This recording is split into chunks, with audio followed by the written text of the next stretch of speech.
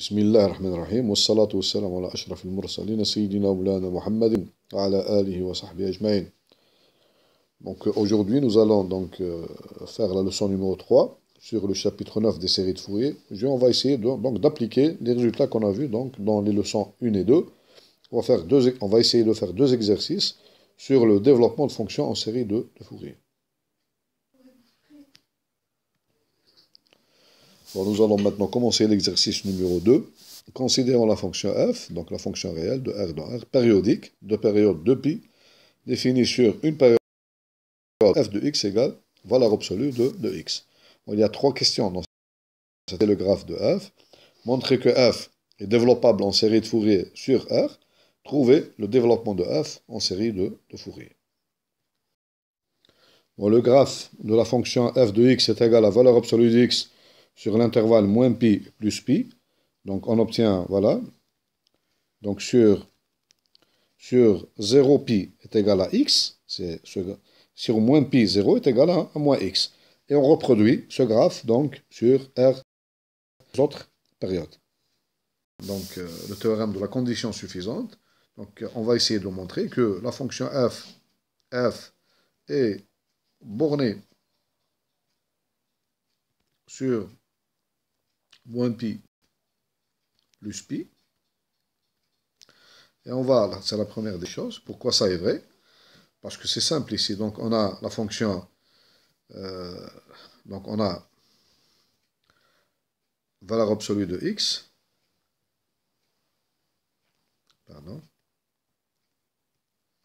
Alors ici, si x est compris entre moins pi et plus pi, ceci m'implique que valeur absolue de x donc, est inférieure ou égale à pi.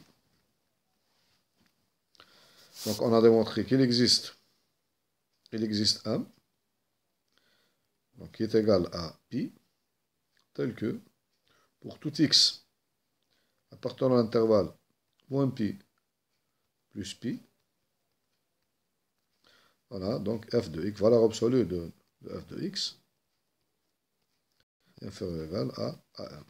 M ici est égal à pi. Donc f est borné sur l'intervalle moins pi plus pi. La deuxième condition du théorème, on va démontrer que f est monotone par morceau.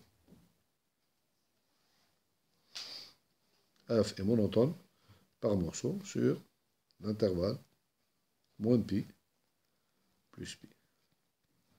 Bien sûr, donc ici on divise l'intervalle, donc on a l'intervalle moins pi plus pi, donc elle est égale à, donc l'intervalle moins pi 0, union 0, pi. Et on a sur, donc, si x appartient à l'intervalle, donc, moins pi 0, on a f de x est égal à moins x, donc, est strictement décroissante sur moins pi 0. Maintenant, si x appartient à l'intervalle 0 pi, on a f de x est égal à x. Donc ceci implique que f, contraire maintenant, il est croissante sur 0 pi. Donc conclusion, on a pu donc diviser l'intervalle. Donc on a divisé l'intervalle donc moins pi plus pi en deux parties. La subdivision est égale en deux parties, tel que dans la première partie la fonction est décroissante et dans la deuxième partie donc elle est croissante. Donc f, donc ceci implique que f est donc monotone par morceau.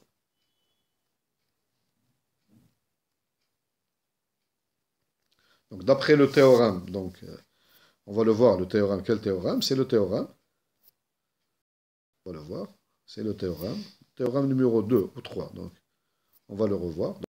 Donc, théorème 3, c'est le théorème numéro 3, donc on va le revoir ensemble, voilà. Voilà. Donc, c'est ce théorème-là. Après ce théorème, voilà, le théorème 3, voilà. Une fonction de période de pi, telle que f est monotone par morceau, est bornée sur moins pi plus pi.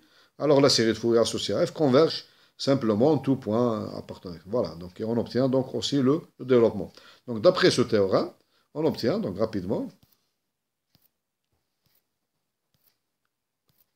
c'est le théorème 3. Voilà. D'après,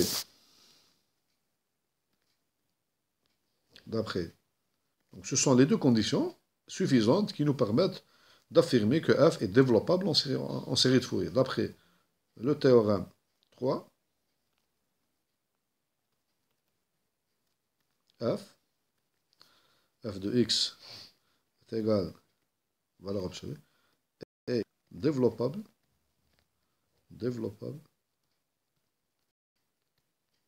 en série de Fourier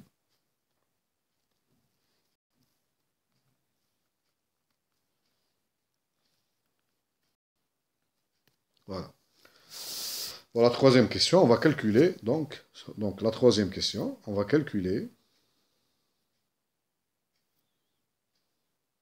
donc troisième question, calcul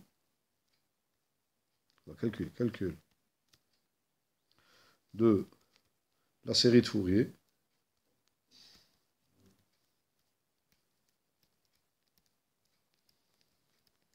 calcul de la série de Fourier, donc associée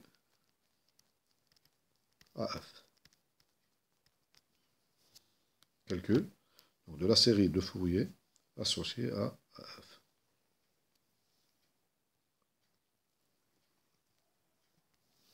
Donc on sait que donc on a f de x, on va écrire le f de x est égal à valeur absolue de x est égal à, donc est égal à A0 sur 2 plus le somme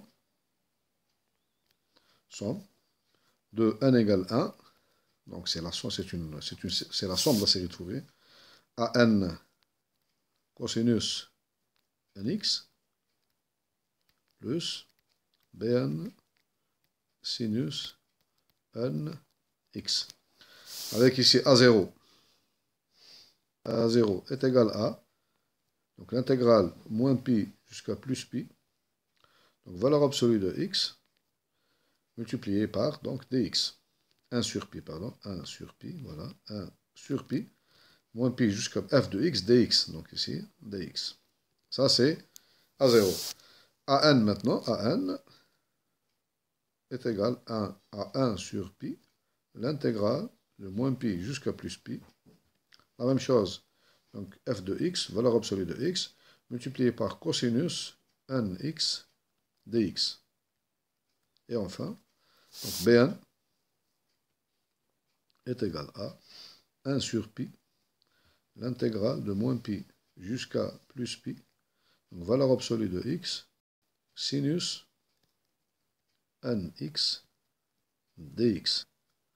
Bien sûr, ici on ne va pas laisser la valeur absolue comme ça, donc on va diviser, donc on va partager l'intégrale moins pi sur pi dans les trois cas, pour A0, AN et Bn, de moins pi jusqu'à 0, on obtient moins x, et de 0 jusqu'à pi, on obtient x. Donc on va calculer donc ces coefficients A0, AN et Bn, donc pour cette fonction valeur absolue de x, et valeur absolue multipliée par cosinus, et valeur absolue de x multipliée par sinus nx. Faisons le calcul. On obtient donc A0 égale 1 sur pi.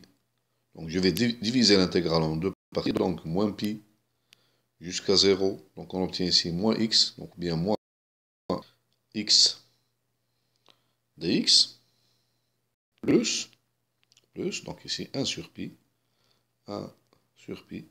l'intégrale 0 jusqu'à pi, la même chose, x dx.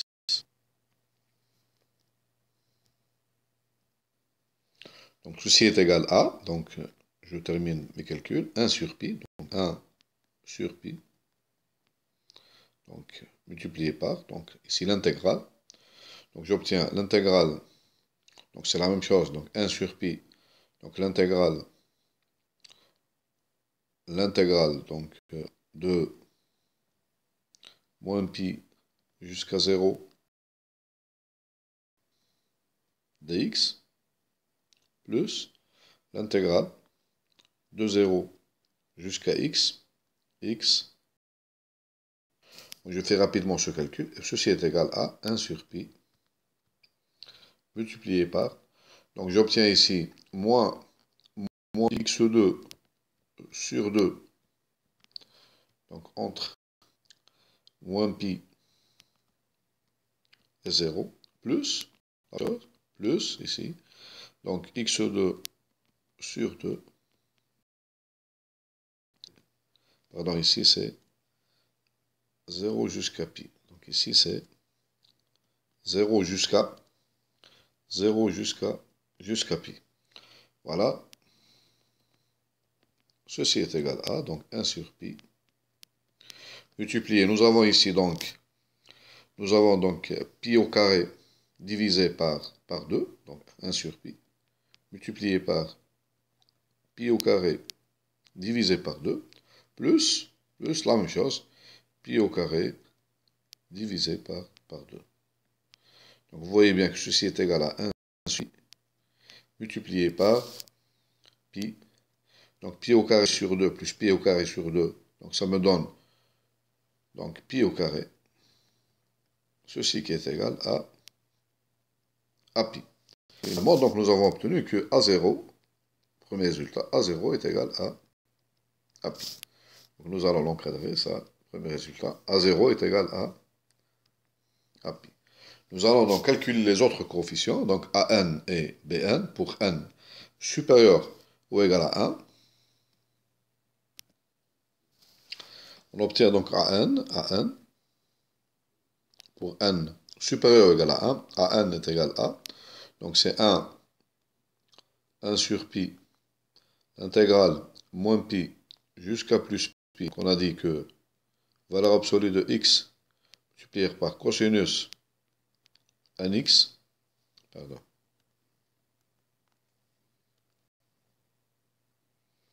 cosinus, valeur absolue de x multiplié par cosinus nx, donc ceci est égal à, donc 1 sur pi multiplié par, donc je vais donc me débarrasser, la valeur absolue, donc est égal à, donc moins pi jusqu'à 0, donc moins x, cosinus nx dx, plus la deuxième, donc 0 jusqu'à pi, 0 jusqu'à pi x, multiplié par cosinus nx dx.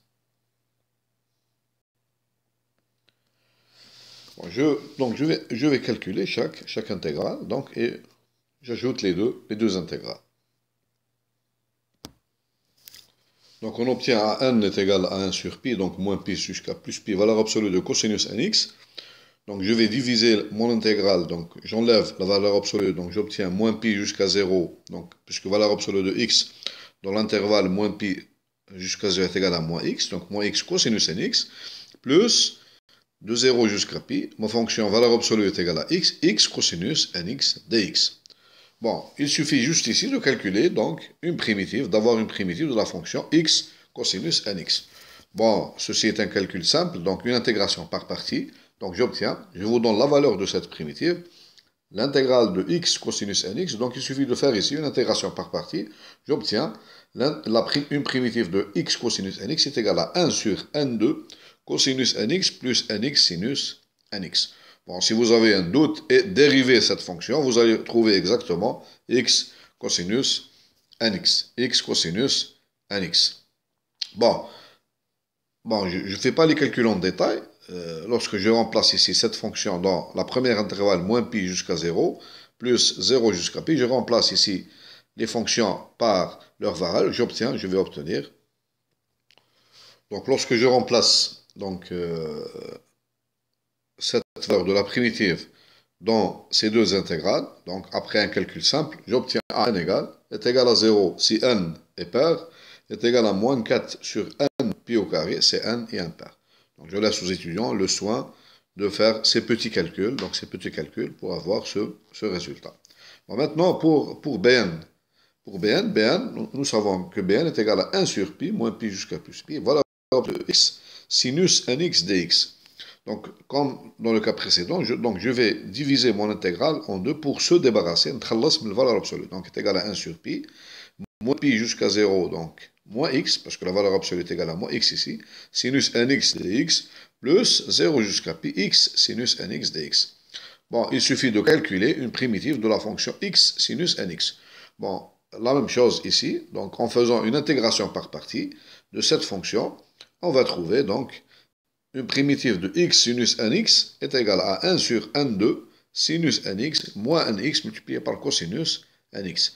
Et après avoir donc remplacé cette fonction-là dans, donc on obtient ici entre moins pi 0 et 0 pi, on va avoir bn égale, je vais vous donner donc les résultats pour bn. Donc dans ce cas, on va trouver donc bn est égal à 0, donc pour quel que soit n. Donc quel que soit n, on va trouver bn 0.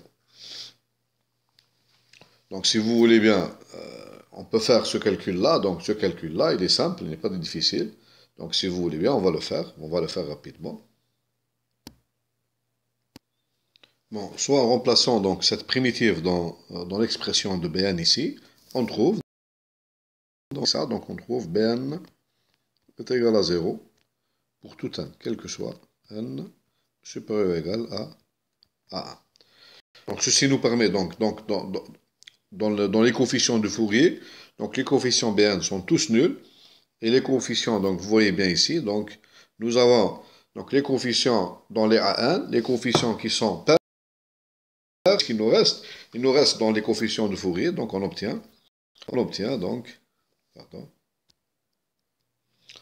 donc dans le développement de f de x, donc f de x est égal à la valeur absolue de x, donc il nous reste le terme A0 sur 2, donc après B1, A1, donc A1 c'est un terme impair, donc il est non nul, A1 cosinus x, plus B1 sinus x, donc B1 est égal à 0, après A2 il est nul, B2 il est nul, je passe directement au terme A3, A3 cosinus 3x, après, donc, B3, donc il est égal à 0. Et après, donc, on obtient seulement les termes AI avec AI impair. Donc, qu'est-ce qu'il nous reste? Il nous reste A1, A3, A5, A7, A9, etc. Donc, en général, c'est le terme AN plus 1 multiplié par cosinus, donc cosinus n plus 1, x plus, etc. Ce sont les termes impairs. Bon, on a calculé déjà les termes AN. On a dit que AN est égal à quoi? AN, je vous rappelle, AN est égal si n est pair, est égal à moins 4 sur n pi au carré. Est égal à moins 4 sur n pi au carré. Donc je vais faire sortir. Si n est impair. Donc est égal à moins. Ici c'est égal à. Ceci est égal à. Donc je vais écrire est égal à. Donc A0 sur 2. Donc on a calculé. Donc A0, je vous rappelle. A0 est égal à pi. Donc est égal à pi. Donc on obtient ici est égal à A0 sur 2, donc pi sur 2, plus, on va le faire doucement, A1 est égal à quoi? Donc on a dit que A1 est égal à, voilà l'expression de A1, A1 puisqu'il est impair, donc est égal à moins 4 sur pi au carré, moins 4 sur pi au carré, donc A1 est égal à moins 4 sur pi au carré, donc plus, moins 4 carré, multiplié par cosinus x. Après A3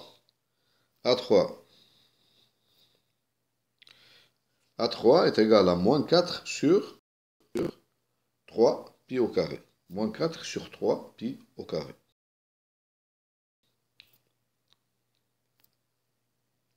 Nous avons un n est égal à moins 4 sur n fois pi au carré. Donc est égal à moins 4 sur n sur 3 pi au carré. Donc plus moins 4 sur 3 pi au carré, cosinus x. Plus maintenant, A5. A5 est égal à quoi? Moins 4 sur moins 4, 5 fois pi au carré, cosinus 5x, plus, etc. Donc, jusqu'on arrive au terme plus, donc le terme général, plus. Donc, AN plus 1 est égal à quoi? Donc, AN plus 1 donc, est égal à, je vous rappelle, AN plus 1 est égal à moins 4, puisqu'il est là. Donc, moins 4 sur, donc, moins 4, donc ici, moins 4 sur N plus 1, multiplié par pi, la même chose, pi au carré. Donc, cosinus, N plus 1, x, plus, etc. Voilà donc le développement de la fonction f de x égale valeur absolue de x. Donc on peut encore l'améliorer. Donc on peut mettre ici. Qu'est-ce qu'on peut mettre ici en facteur? On peut mettre ici en facteur. Donc est égal à. Donc ceci est égal à quoi?